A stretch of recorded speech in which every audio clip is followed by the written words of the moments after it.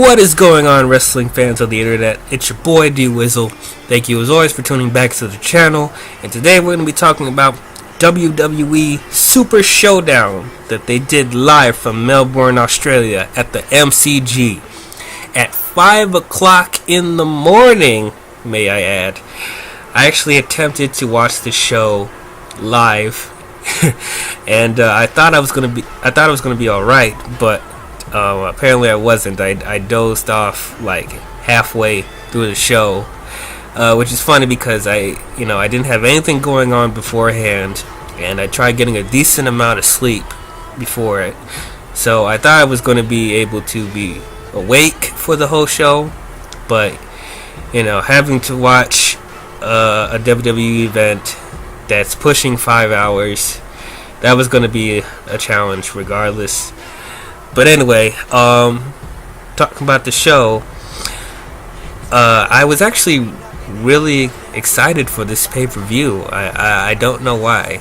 I guess partly because I've been saying from the beginning that I think WWE needed to go outside of the US when it comes to their events. I think they need to just expand to other countries and continents, because they are called World Wrestling Entertainment. So I think it'd be a good idea to expand their brand, get some more recognition, and probably at the same time get some new up and coming superstars to join the rosters at some point. And I thought this would be a really good idea to do that. Have a pay-per-view that is in a different continent. I think this was a great idea. However, there was one thing about the show that I was very apprehensive on, and it was that the show was going to be main evented by Triple H versus The Undertaker, and I was against that from the beginning because I don't know why these two are still wrestling.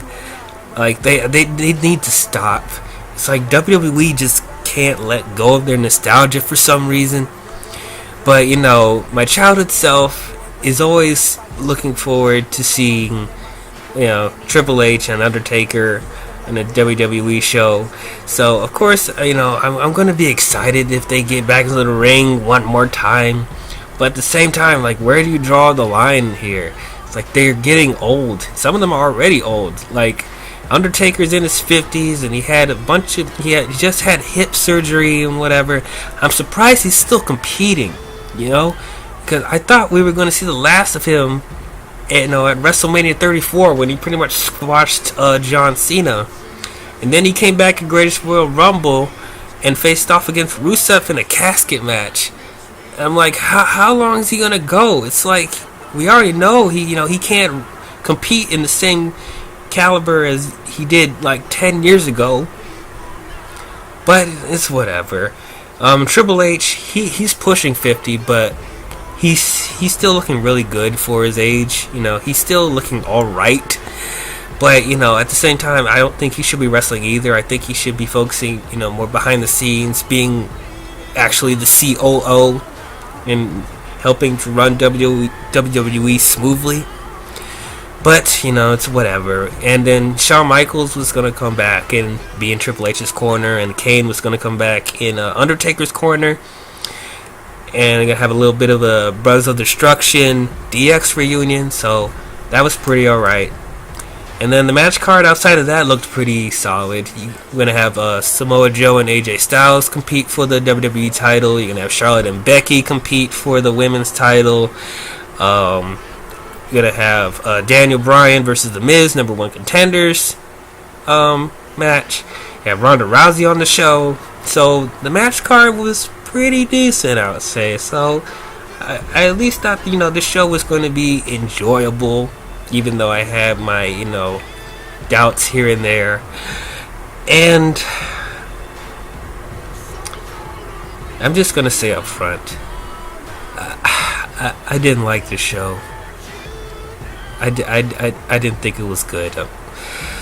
I'm so let down. This was not a great show. It's not even a decent show. I mean, there was some good stuff here and there, but overall, this show was just, I felt nothing after this. We're gonna get into why, but the main reason for me why this show just, was such a letdown for me was because, you guys probably heard this argument from other wrestling podcasts and other reviewers. This show felt like a glorified house show, and I agree 100%. This felt like a house show on a budget. And I say that because most of these matches, outside of maybe one or two, had no impact to the brands going forward. There was nothing significant in these matches, that helped impact the characters or the story. There was no title changes outside of one. So it's pretty much stuff that I already seen on Raw and SmackDown, and nothing really changed. And then you have matches in here that are just out of nowhere with no build up. They're just putting stuff together that that wasn't developed on Raw or SmackDown. So all of it just felt hollow to me. But we're gonna get into it. So let's start with the first match on the show. You had the New Day versus The Bar, Sheamus and Cesaro. And overall, this match was pretty solid. Of course, the New Day and Sheamus and Cesaro, they're going to give it their all every time. Like, they're two of the best tag teams in the WWE outside of NXT, obviously. But those two, they're really good at what they do. And when it comes to seeing them in a match, they're not going to disappoint for the most part. But with this, it just felt like a match I've already seen on SmackDown. It's just they didn't really do anything here that I haven't already seen on SmackDown for the past, I don't know how long, like a couple months. I mean, you have their you have their high flying spots, and you have Sheamus and Cesaro with their heel camaraderie there, and you have the New Day throwing pancakes, and you have their silly gimmicks here and there. I will say that Kofi and Xavier was the pair up for New Day this time, and for me personally, I think that's the best pair up for the New Day. Not taking anything away from Big E, because I love Big E, but I think it's just people keep sleeping on Xavier Woods. Xavier Woods, he is playing as the talk piece of the New Day, but he's actually a really good wrestler, and I feel when he's working with Kofi, like that was their best opportunities to show off their high flying tag team combos. They're always really, really good. Kofi obviously is great, but yeah, just seeing those two together, I think they're the best team up pair when it comes to the New Day. They're the most entertaining to me. But of course, Sheamus and Cesaro, you have the entertaining heel team. They have their silly taunts, heel taunts, when they're yelling at each other and kicking their opponents in the corner, and doing their whole "the bar" or whatever. Of course, they're a really good tag team. But like I said, there just wasn't anything on here that I was like, I mean, yeah, this is cool, but it's like I've seen this before. Like, what are you gonna do that's different? I think I'm just feeling a stigma because there's really only like 3 to 4 tag teams that are relevant on SmackDown, and including these two. So it's just we've seen these tag teams compete many times, and it's like this has already been an issue with WWE. They need to like improve their tag team division because it's not that strong.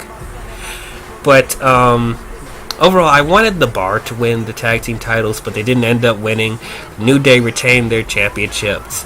Xavier did like a backstabber, and then Kofi did the coup de grace on Cesaro for the win. It was a tag team combination. But I was hoping for the Bar to win because I was just needing for something different. And I think Sheamus and Cesaro has put in enough work that they should get the SmackDown titles. The New Day, I'm getting kind of played out with the New Day. I know they've been the longest reigning tag team champs, but I just feel like they need to give another tag team their time in the spotlight. But apparently they didn't want to do that. They wanted to have the New Day retain a little bit longer. So I was like, okay, sure. But overall, it was an alright match. It's just, I wish there was just a little bit more variety going on with that. Anyway, we get to the next match, which I'm just going to say up front, I think this is the worst match of the card. And I didn't expect it to. We have Charlotte versus Becky Lynch for the SmackDown Tag Team Championships. This match was the worst one on the card, and I did not expect that to be, but this was. It's not so much that the match was horrible from start to finish. It's not like there was a bunch of botches going on, but I think it was just the storytelling. The storytelling was trash to me. So this whole time, we were building up Becky Lynch as this badass heel coming off of SummerSlam when Charlotte Flair just came out of nowhere and got a title opportunity without, earning it. She was just included in a triple threat match with Carmella, who was champion at the time, and pretty much stole the title there. And you had Becky Lynch, just getting fed up with, being overlooked because, she hasn't had a title shot in over a year up until that point. And then to have Charlotte Flair come in and just get an opportunity and just steal her thunder out of nowhere when she hasn't been on TV for a minute. Then you just have Becky Lynch being fed up and just becoming this, person beating the crap out of Charlotte whenever she gets the chance to, not taking people's crap. People really compared her to Stone Cold Steve Austin, and I definitely could see that. Becky Lynch's character I really liked. She wasn't a straight up heel. It's just that she was just, being more of a tough woman, And I was digging that.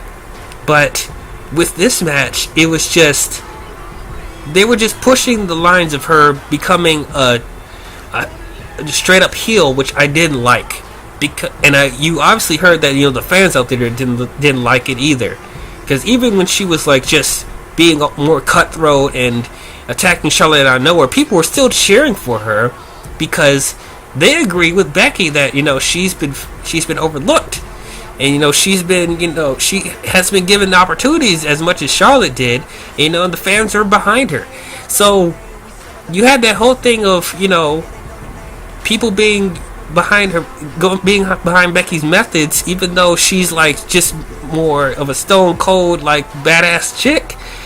But at this route, the writers were like, no, let's just try and put her more as a heel, which I didn't understand because the pay-per-view before that, Hell in a Cell, Becky beat Charlotte for the title clean.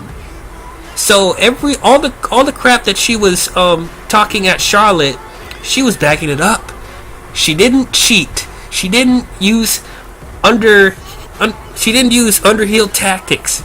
She beat Charlotte clean, which was proving a point that she is one of the best wrestlers on that roster, and she deserves more. And she put her money where her mouth is. And to have her pretty much do heel tactics here was a slap in the face to the storyline that they already developed. So what they did was, in this match, they had Becky keep trying to, escape out of the ring and walk away from the match, and Charlotte having to pull her back into the match. Okay, at that point I was like, okay, what's going on? What's going on? And then you had a couple of times where Becky kept, leaving the match and trying to take her title and walk away. And then Charlotte catched her for a second time and tried to got her in the figure eight. She was about to connect in the figure eight, but then Becky came in and took her title and started hitting her with hitting Charlotte with the title, causing a disqualification. So Charlotte technically won the match, but she still retained. That's not Becky's character at all. I didn't like that approach. It's like she shouldn't have to do that to win a match, and she didn't do that the first time they fought. So what's different now? You're pretty much backtracking on the development that you already did with Becky Lynch, because you're so fixated on making her a heel because she's attacking and she's more of a badass. So that automatically means to creative that they have to be a heel. Like, what happened to the middle of the road? What happened to the tweens, in betweens? The characters that aren't exactly heels, but they aren't completely babyface at the same time. Like, could we have those? Why does it have to be straight up heel or straight up babyface? Like, I always liked that middle of the road stuff because it made the characters more unpredictable, and you didn't really, and their methods you wouldn't really see coming.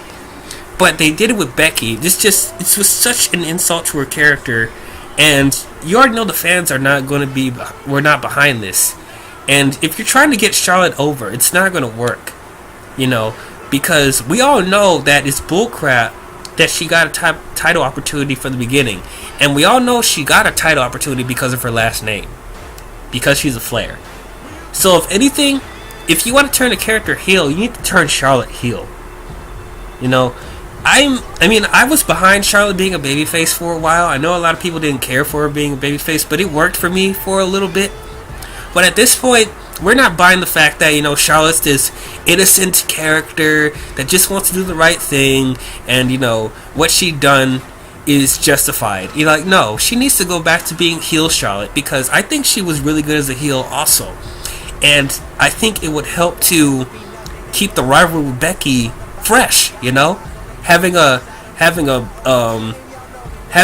bitch Charlotte face off against this Stone Cold Becky. I think it would be great, But with this, it just showed there was no good progression with this match. And then I watched the SmackDown after this, and it pretty much rendered this match pointless, because the match that they did on SmackDown was the match we should have gotten here at Super Showdown. For one, it wouldn't have tainted Becky Lynch's character, and that match itself helped build for the match that they're going to have at Evolution, because it ended with a no contest, a count out. So it ended up they're going to have a match at Evolution. It's going to be last woman standing, and I'm like, okay, that's good. But this match, this match at Super Showdown shouldn't have happened, but it did, and I just felt this was a big mistake. WWE, you need to fix whatever you're doing with Becky. You need to stop trying to make her a heel, because it's not going to work. It's not going to work. People are still going to be behind her, and Charlotte, they're not going to cheer for Charlotte. You need to turn Charlotte heel. But that's all I got to say about that match. It just pissed me off the most out of all the matches on this pay-per-view. Anyway, so we get into this match where this match was the total definition of a house show match. And once again, it is solidifying the fact that Super Showdown felt like a glorified house show on a budget, We have Elias and Kevin Owens versus Bobby Lashley and the returning John Cena. Where did this match come from? I mean, I know that Bobby Lashley had a rivalry going on with Elias, and then they started to do something with Kevin Owens also. So okay, I get from that aspect they want to progress on that, but at the same time, it wasn't really that good of a rivalry from the beginning. I didn't really care for the stuff that Bobby was doing with Elias or Kevin Owens, but on putting that aside, why is John Cena tag team with Bobby Lashley? Why is he back? There was no reason for him to come back. But, and like, this came out of nowhere.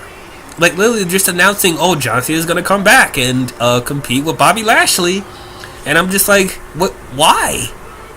Why? Because John Cena has to compete in international markets because he's a big draw. That's pretty much why he's there. But that aside, this match was just so bleh.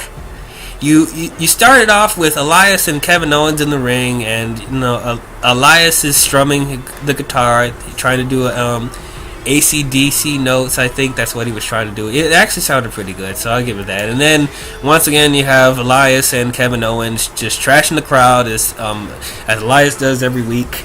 So yeah, Kevin Owens doesn't even get his own entrance. He just starts off in the ring with Elias. So I'm like, whatever. And then, we get to the actual match, and this match was just I was not into the match at all. I was just sitting there like, bleh. I think this is the point where I started to doze off. But I wasn't. I didn't fall asleep just yet. But it's just, this match was just so uninteresting. Bobby Lashley was pretty much carrying the entire match. John Cena just didn't do much. It felt like he detracted a bit.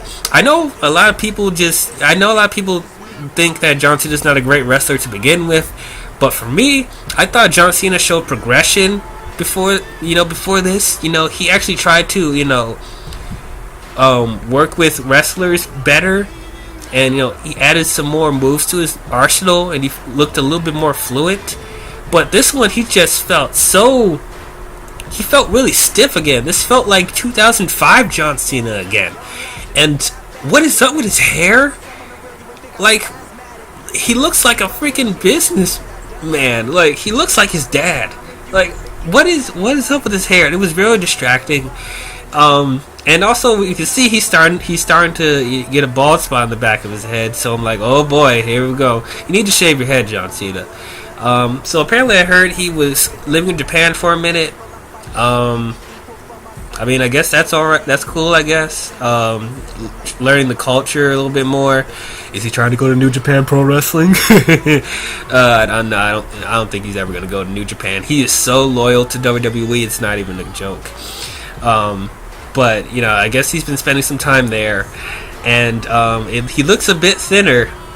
He's still like jacked up, but he doesn't look as bulky as he used to. He started to get a little bit more lean, and apparently, while he was in Japan, he learned the 6 move of doom. He added a new finisher to his arsenal that I thought was absolutely ridiculous. His move is a damn Falcon Punch. That's literally what it is. He knocks someone out. He crosses his arms like Wonder Woman, Wakanda forever, and then he just Falcon punches someone, knocking him out. I'm like, really? Are you serious? Like, John, what are you doing? It's like he's self-aware. He's self-aware of how ridiculous his 5 moves of doom is. So he's like, okay, why don't we just add one move that we know is silly, because I know how silly my character is. You're doing a Falcon Punch. What the hell was that? What the hell was that? But yeah, of course he does his usual his shoulder blocks, and his "you can't see me" and his five knuckle shuffle, and then he does his attitude adjustment, and then he does his stupid Falcon Punch. I don't care what the actual move is; it's a stupid move. I can't believe John Cena is just detracting when he's been working so hard to become a better wrestler, but it just felt like he's just going backwards. So I'm just like, I don't know. he needs to stop. He needs to stop wrestling too, along with Triple H and Undertaker. But we all know he's coming back for the Crown Jewel pay-per-view for that World Cup tournament, and I'm just like, I don't. It's really sad. I don't care to see John Cena anymore. If this is the John Cena we're gonna get. And then of course, he has his speech to the crowd, being like he's so happy to be competing in Australia and international crowds and whatever. And I'm like, okay, that's nice, but it's like you're still very lukewarm in the ring. So it's like I don't care to see John Cena anymore. And Bobby Lashley, he needs a major character change, and I'm glad he changed his thing on Raw, that he's a heel now, and you're gonna have Leo Rush be his hype man / manager. That's an interesting approach. And then Kevin Owens is possibly gonna be a babyface. I think that's a good change for his character. But like I said again, like this match felt pointless. We should have seen something like that on this show. But no, there was just nothing other than the fact that John Cena's back. And where was Leo Rush? Leo Rush was not in the corner of Bobby Lashley for some reason. But okay, whatever. This match was pointless, guys. This is so dumb. And then you have now we have the women's tag team match. You have the Iconics, Billie Kay and Peyton Royce versus Asuka and Naomi. And once again, another house show tag team match. This tag team just came out of nowhere, and pretty much at this point going forward, if you are not from Australia, you are not going to win this match. And for those of you who know, the Iconics are from Australia, so of course they're going to win. I'm going to go on a little rant real quick about Asuka. Oh, they buried Asuka. Asuka is just, what happened to her? She used to be the most dominant women's wrestler in the entire company. She held the NXT title for over 900 days, undefeated.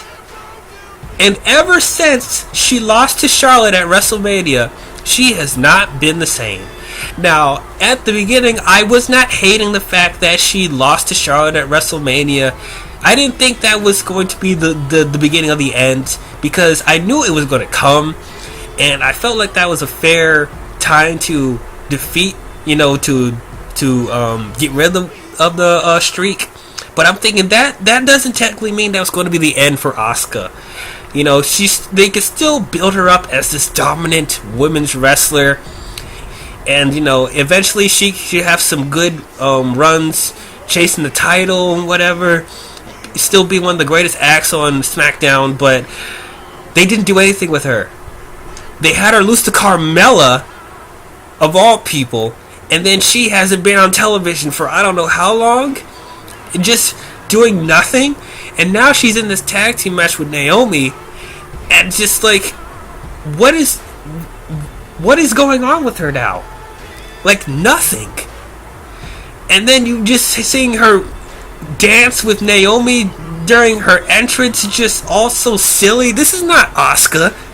This is not Asuka. This is not the scary, intimidating, badass Asuka that I knew from NXT. It's just going to degrade her to 2 tag team matches. And I'm thinking, like, okay, is this your way of building up the women's tag team division? Because eventually you're going to be revealing women's tag team titles. Is this their, like, tryout for that? And, like, this is not a good way to try out. I'm telling you right now. I don't care for a tag team match with Asuka and Naomi. I don't care for them. I mean, I guess if you're going to pair up people, I guess Naomi and Asuka are an interesting pair, but it just doesn't feel right.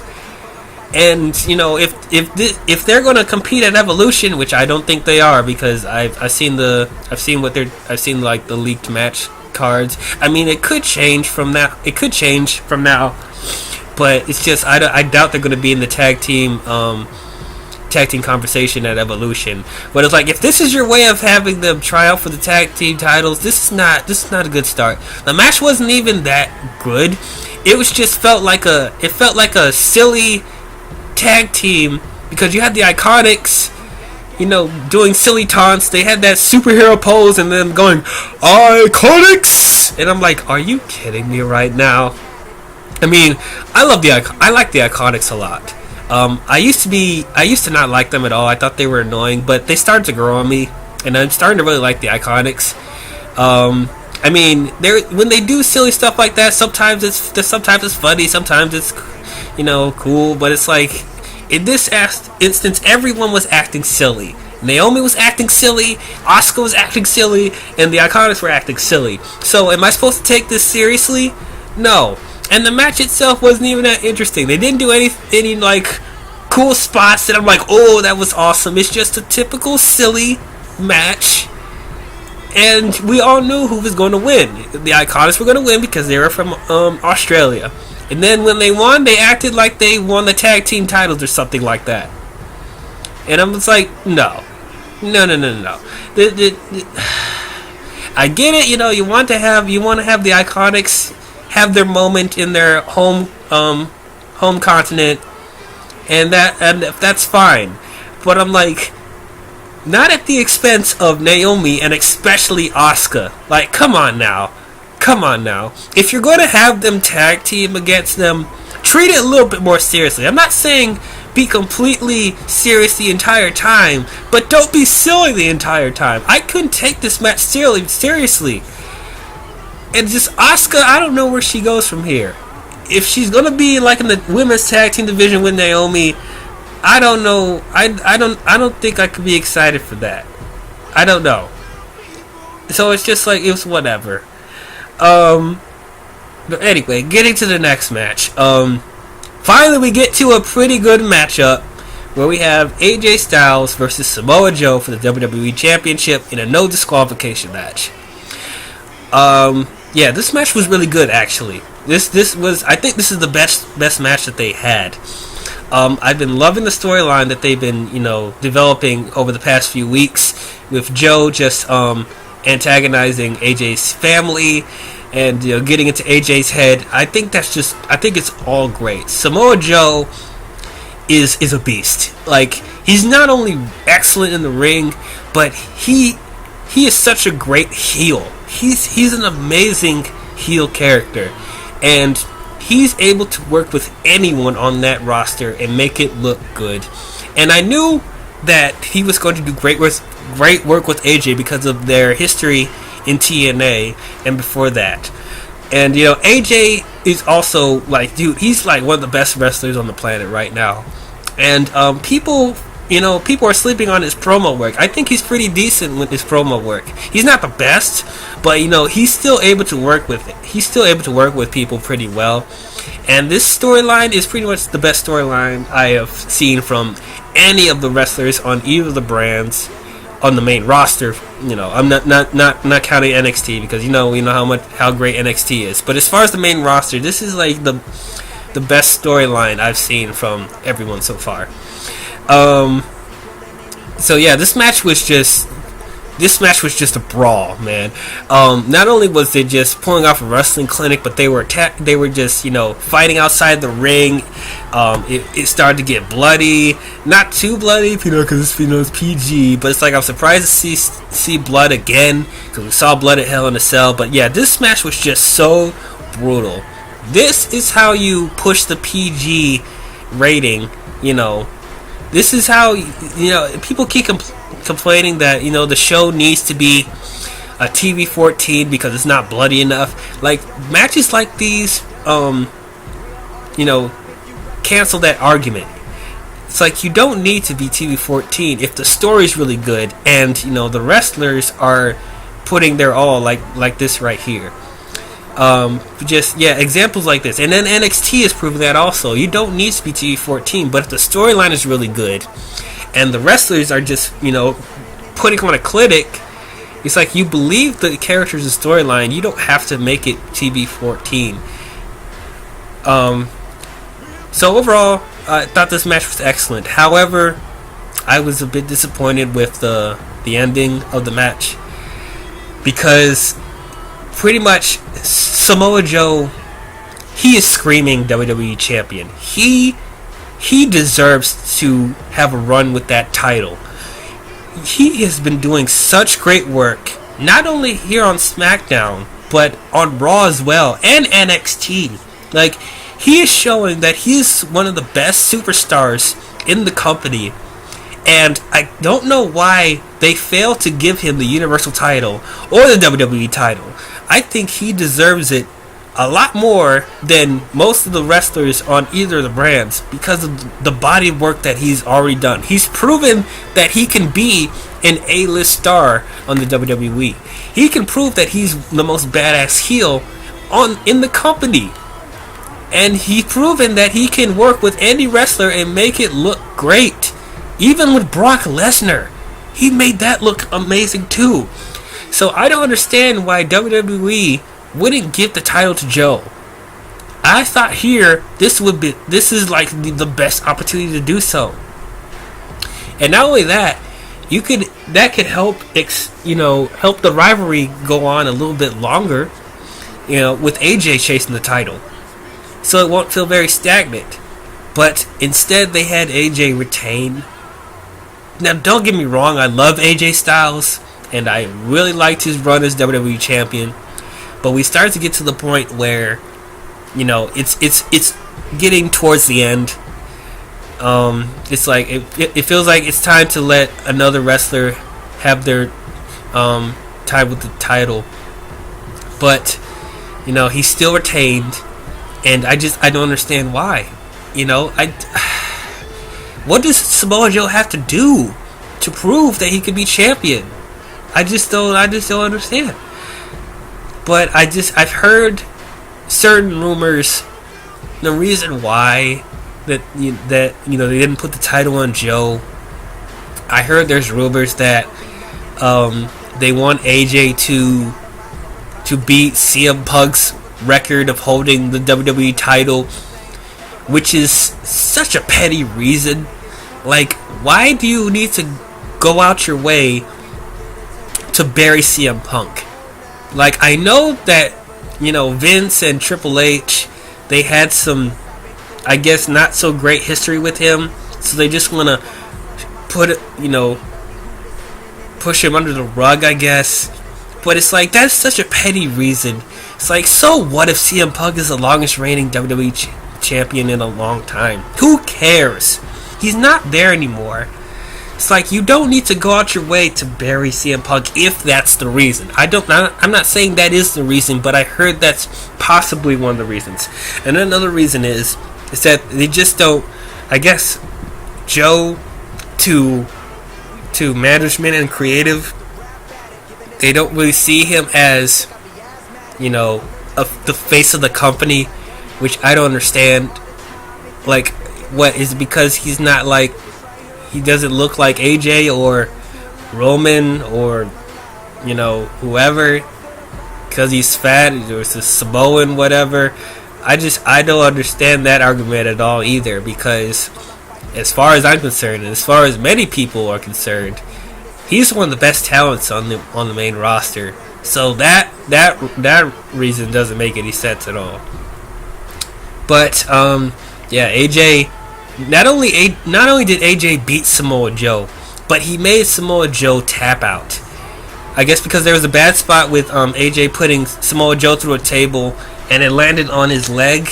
And I guess I don't know if this is storyline purposes or he actually injured his leg.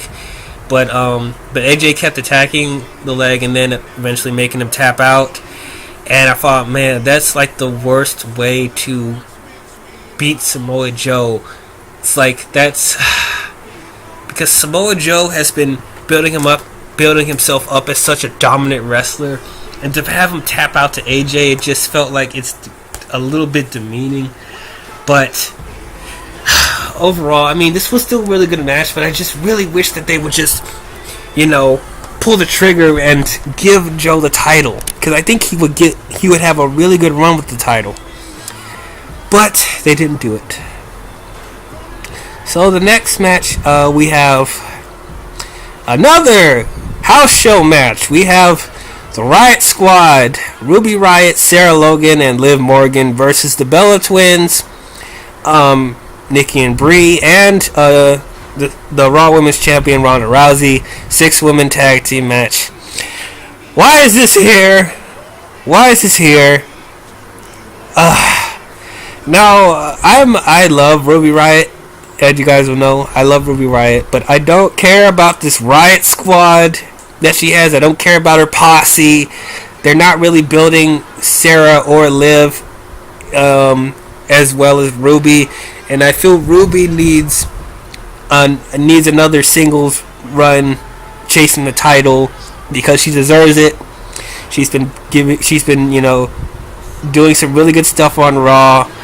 I just feel like the Riot Squad is holding her back because the Riot Squad is not doing, because Sarah and Liv aren't doing anything, and what they should do is have Liv and Sarah chase after the inevitable women's tag team titles. I think that would give them more to do, and then have Ruby chase after the title. Just give them more significance. But no, they keep putting the Riot Squad in these 6-women tag team matches every freaking week. It's the same goddamn thing. I just Ruby deserves more. Liv deserves more, because I actually like to live in NXT also. Sarah needed more development too. Coming off the Mae Young Classic, it's just there hasn't really been much that they gave to her, other than she has this Scottish Viking like history, family bloodline, whatever that goes nowhere. She's just wearing the face paint and is like, I'm tough. But like, come on, guys. Now, as far as the Bella Twins are concerned, okay, so yes, I know everyone is not happy about them coming back. There's probably like a handful of people that are happy to see her back. But as far as this whole women's revolution and the women eventually having their own pay-per-view, I definitely see the arguments that the Bella Twins should not be there because they were pretty much divas, and they were one of the reasons why the women weren't being respected as much as the men when it comes to the wrestling. They were in an era that died out, and to have them come back and become representatives of this new women's revolution where you have much better women's wrestlers on there, not only in the NXT but in the main roster as well, it just felt like they just feel out of place. And not to mention that they're not that good wrestlers. I mean, Nikki is pretty decent, but Brie, oh my god, Brie is not good. Yes, I heard about the whole I've seen Brie botch quite a few times ever since she came back to WWE, and then of course there was the infamous yes kick incident with Liv Morgan, kicking her in the face and causing her concussion. That was just mind-boggling to me. Why did Brie do that? And it's like, you have Daniel Bryan is your husband. Like, why didn't you take some time with Daniel to freshen up on your wrestling? Because you can't keep botching like this. I get accidents happen in wrestling, and I guess people in the business will be quick to tell me, oh no, it's like this stuff happens. You shouldn't be mad at Nick. You shouldn't be mad at Brie because this stuff happens in wrestling. Accidents happen, and it's no harm, no good, whatever. And yes, that's true, but at the same time, if she's botching 3-4 weeks in a row, there's something concerning. It's like, you have to consider the safety of the wrestlers. If she's going to continue to botch like this, she's going to cause more harm than good.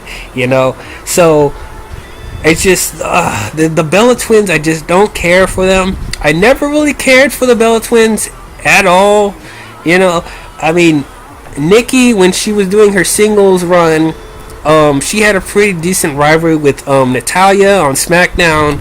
I think that's the best stuff that she's done. And then, of course, she had the rivalry with Miz and Maurice, and with John Cena in there, which was alright, I guess. But other than that, no, I just never cared for the Bella Twins. Yes, they're nice to look at. Of course, they're nice to look at. That's going to be a no-brainer for the women's wrestlers. Of course, they're going to look good. But it's like, you got to do more than just look good in wrestling. And if they're trying to promote their like Total Bella show, like that's not really. No, who cares about the Total Bellas? I don't watch that show. Not a lot of people watch that show. So like, if you're trying to promote that, this is the wrong time to do so. We're talking about a women's revolution, where they're trying to make a point that the women can compete just as good as the men. And it's like the Bella Twins don't represent that. And, they look at it place tag teaming with Ronda Rousey, who's actually been doing some really good work. She's actually really proven to be a pretty good wrestler, and she's working really hard with her character also to be. So it just feels very weird. And we all know, well, not everybody knows, but certain people know that eventually Nikki and Brie are going to turn on Ronda Rousey, and then it's going to lead to a freaking women's championship match at Evolution, which this renders this tag team match pointless because once again they do this exact same match in on the next night on Monday Night Raw, and that's when they plant the seeds for that championship match. That's when the Bella Twins turned on Ronda Rousey. So if they were going to do that, they should have done that on Super Showdown. But no, they did it on Raw, which like I said, this made this match pretty pointless. I will say that Brie did not hurt anybody this time. She didn't botch as much, so she showed that was good. I guess she was working on it a little bit more. But there was this silly spot with Brie trying to pull on Liv's blue tongue, and she slipped a couple times. That was kind of funny, unintentionally funny. But yeah, there was nothing really in this match where I was like, oh yeah, that was cool. But and it's just like I don't feel like going back to this match because there was more of a purpose with their match on Raw. So like, I don't know why this is happening, but yeah, that's how I feel about that match. So next we have once again we go back to a good match. We have Cedric Alexander versus Buddy Murphy for the Cruiserweight Championship. I am so happy that Cedric and I'm so glad that the Cruiserweights are not on the pre-show this time. They actually have a spot on the main card. Because I think a lot of people will agree with me when saying that the Cruiserweights have been doing some really good work as of late. And they deserve their spot on a pay-per-view match, not on the pre-show. Because, their matches have been really good. They're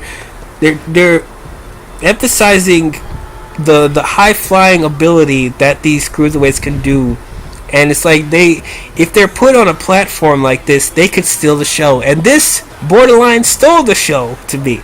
This was an excellent match. I really like Cedric Alexander. I think I'm so glad that he was given the Cruiserweight Championship at pre-show WrestleMania. At the same time, I feel like his character is not that great. Like, there's not really a lot to him. He's pretty good as a character-wise, and of course he's great in the ring, but it's just his personality is not that interesting compared to the other cruiserweights. And Buddy Murphy, I'm actually a big fan of Buddy Murphy. I didn't really care for him when he was in the tag team. I forgot who the other person's name was, but Alexa Bliss was the manager in NXT. But seeing Buddy Murphy as a singles wrestler, he's really proven himself. And of course you got, and of course certain people know, but yeah, most of you may know. Where is he from? Australia. So of course he was going to win the Cruiserweight Championship, which I'm actually happy about. I think it's Buddy Murphy's time to be Cruiserweight Champion. But yeah, this match was amazing. Just a bunch of high flying. There was this spot where Cedric Alexander did like this Falcon arrow splash off the top rope. And just a bunch of crazy spots happening. And yeah, Buddy Murphy wins with the power bomb off the top rope. Just amazing. I think I will say this is the best match of the night for sure. This type of stuff proves that the cruiserweights can be on the same platform as the main roster. It's just great stuff. Amazing. So happy for Buddy that he's able to have a run for the cruiserweight title. I can't wait to see what he does. Next match we have is the 6-man tag team match. We have Braun Strowman, Drew McIntyre, and Dolph Ziggler. They're the tag team champions versus the Intercontinental Champion Seth Rollins, Universal Champion Roman Reigns, and Dean Ambrose, The Shield. Okay, so we all know that this match is pretty much a political agenda to push Roman Reigns as a face. We all know that, and turning Braun Strowman heel was the biggest mistake that they ever done, and have him team up with Drew and Dolph, like, it shouldn't have happened. We all know that, and then we all are hoping for Dean Ambrose to turn heel and whatever. Yeah, we get all that. So I'm not gonna go on a tirade on that again because we all know how I feel about it. That being said, this match was actually really good. I'm not gonna be a sourpuss and say that it was bad. This actually was a really, really good match.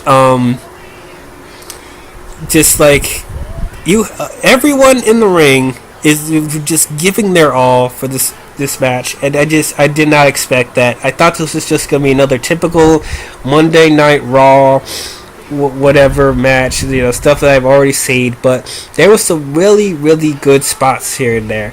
Of course, you had Braun Strowman doing that thing where he's running outside the ring and bulldozing people outside the ring.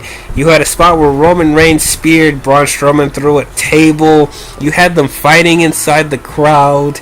There was a bunch of crazy spots, like Dolph Ziggler hitting a signature, and then freaking Seth Rollins doing a signature on Dolph, and then just doing a chain of signatures. Just this match was complete and utter madness, which was great. It was entertaining to watch.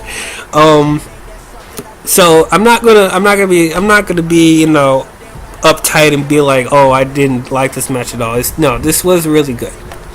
I know a lot of people were waiting for them playing the seeds of Dean turning heel, and it didn't really happen. I mean, there was a spot where Roman Reigns accidentally hit Dean outside the ring, but that was pretty much it. So there was no really hints of Dean turning.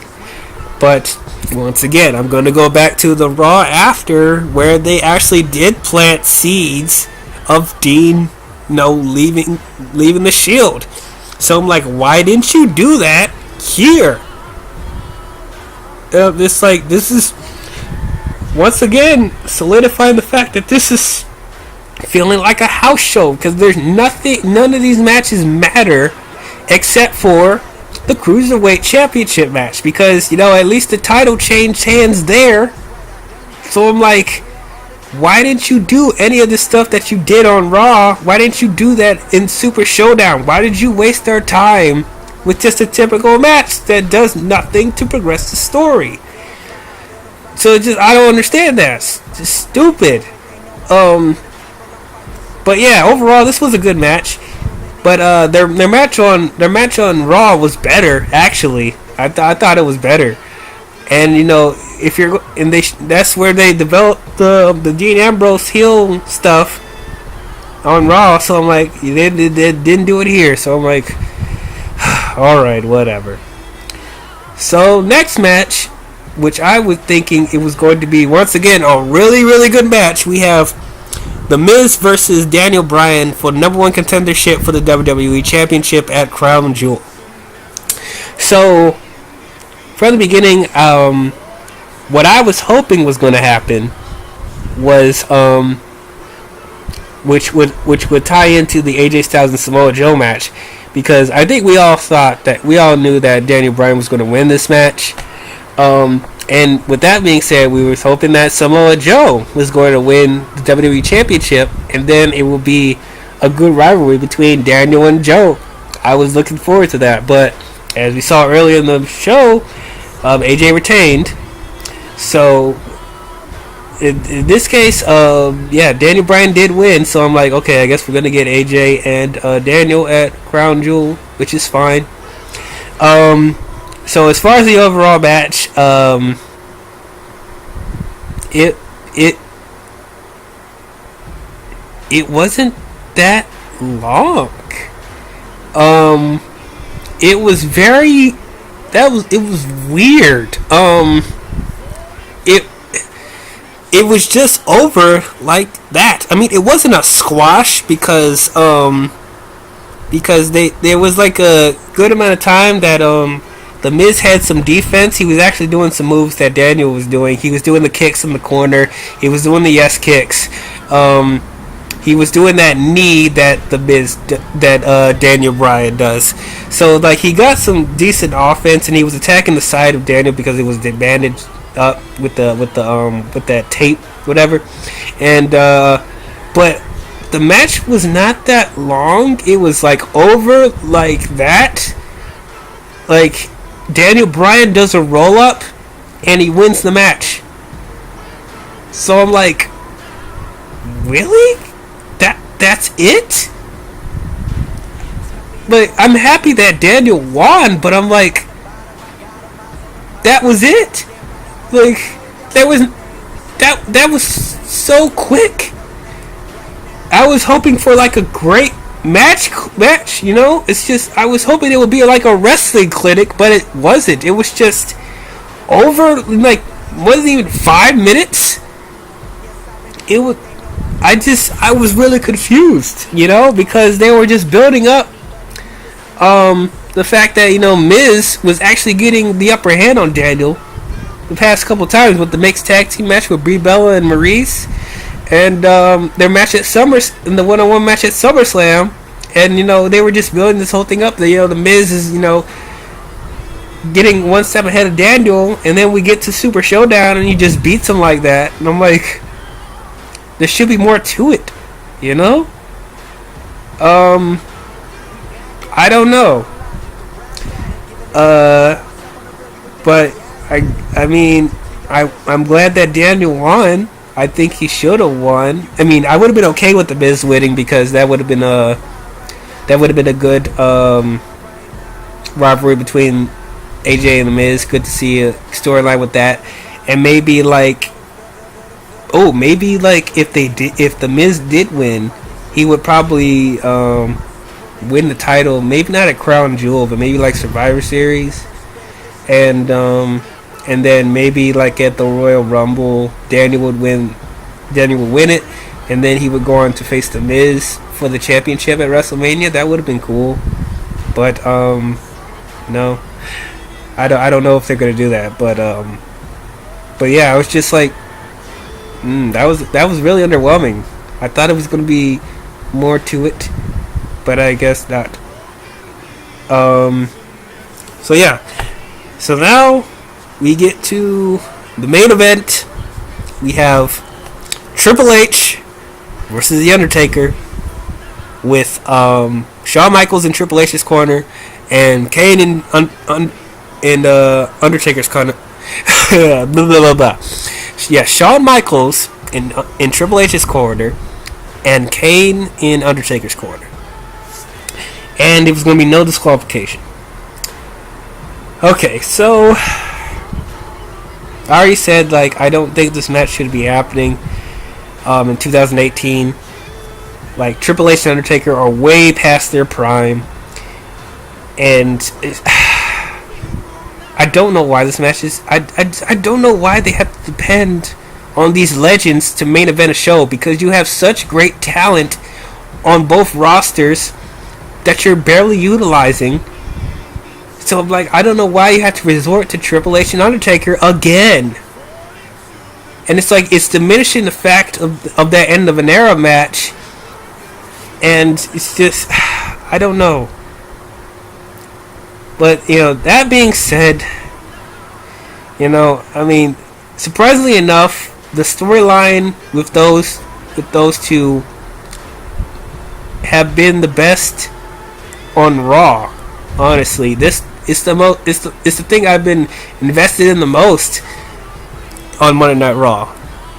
So it's like, I couldn't be too mad at it, because everything else on Raw I could care less for.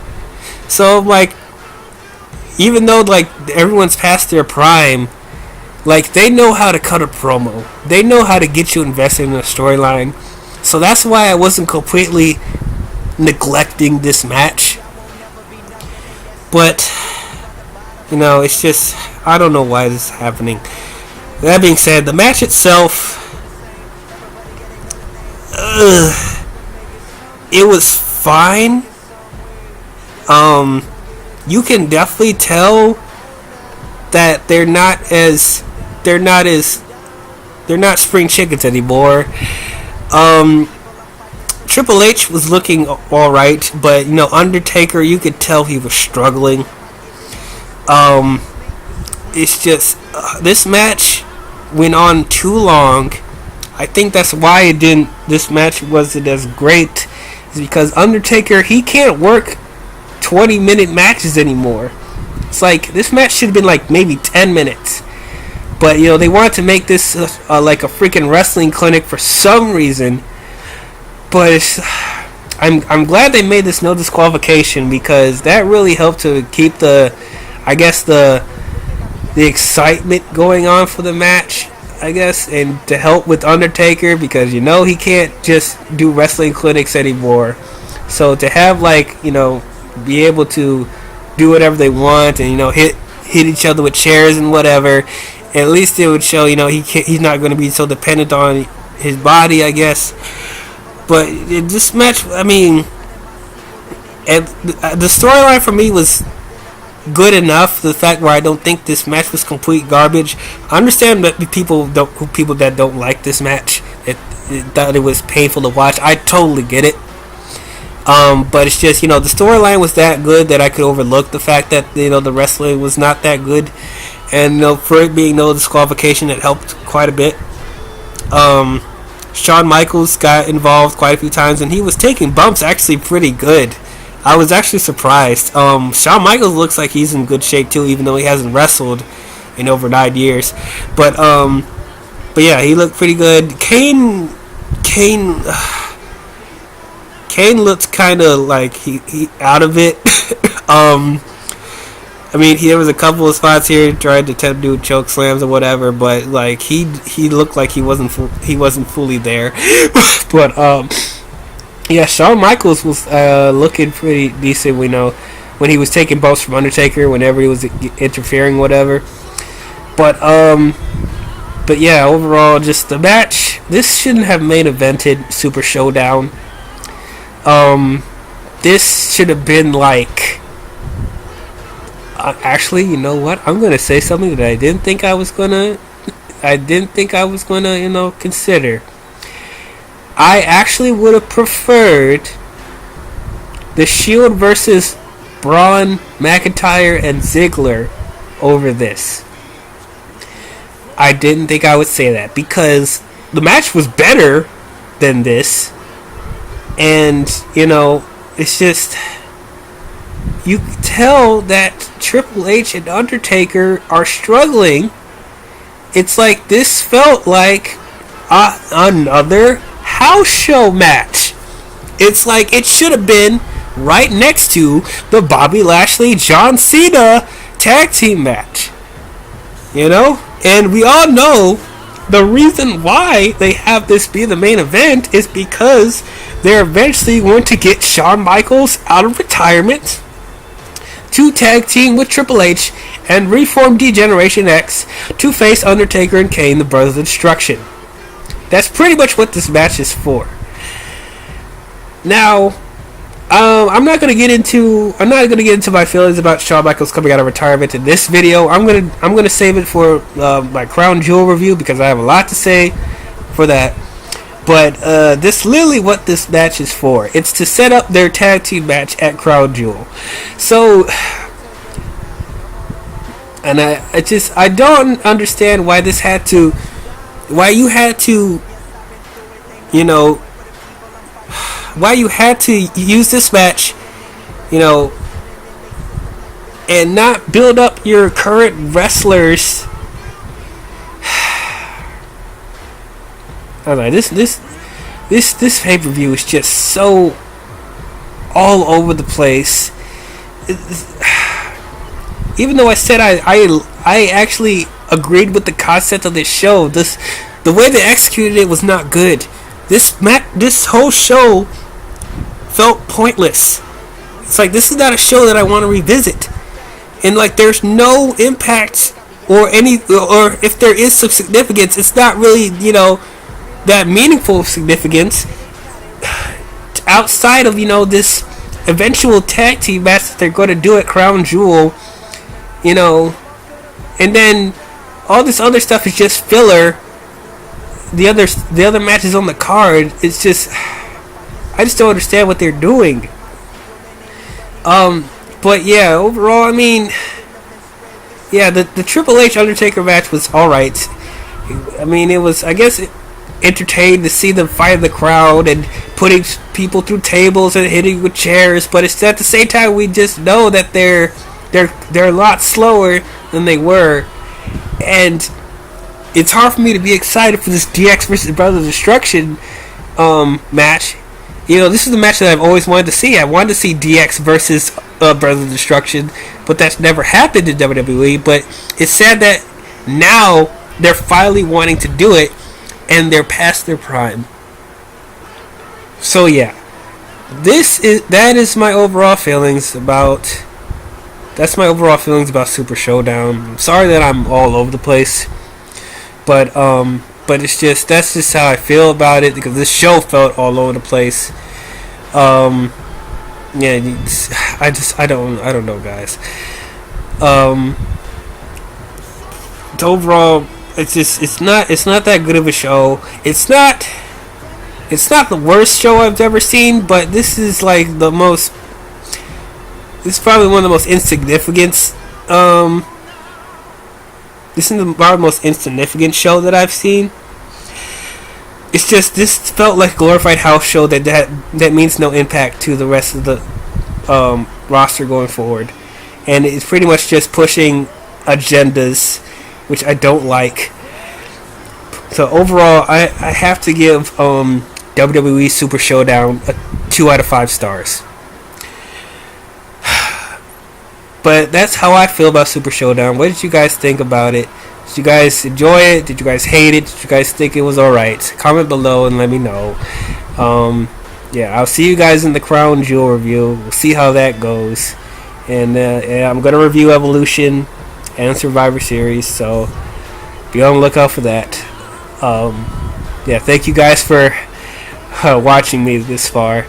Like I said, I'm sorry I'm all over the place, but I just had to get my thoughts out there. It's going to be interesting to see where they go from here. But anyway, I'll see you guys in the next video. Talk to you guys later. Bye-bye.